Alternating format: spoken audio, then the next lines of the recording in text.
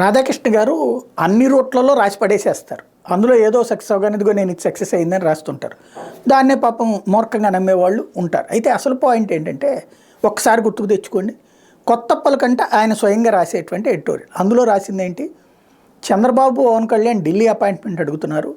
ఎందుకు అంటే ఇప్పుడు భారతీయ జనతా పార్టీతో పొత్తు పెట్టుకుంటే కనుక ఇక్కడ మైనారిటీ ఓట్లు పోతాయి, తద్వారా ఇంకోటి భారతీయ జనతా పార్టీ మీద తీవ్ర వ్యతిరేకత ఉంది, కాబట్టి మీరు మాతో పొత్తొద్దు, కానీ మేము మీ వాళ్ళమేనని గుర్తుంచుకోండి, ఎన్నికల తర్వాత మేము గెలిచిన తర్వాత మీకే మద్దతు ఇస్తాం అని వీళ్ళు చెప్పదలుచుకున్నారు, అందుకోసం అపాయింట్మెంట్ అడుగుతున్నారు తప్పించి పొత్తు కోసం కాదన్నటువంటి పాయింట్ని చెప్పుకొచ్చారు.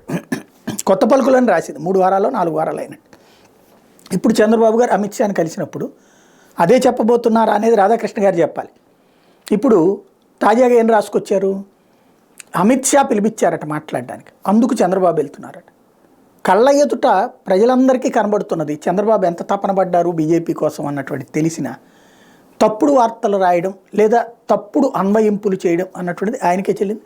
అది ఆయన అదృష్టం, మన దురదృష్టం.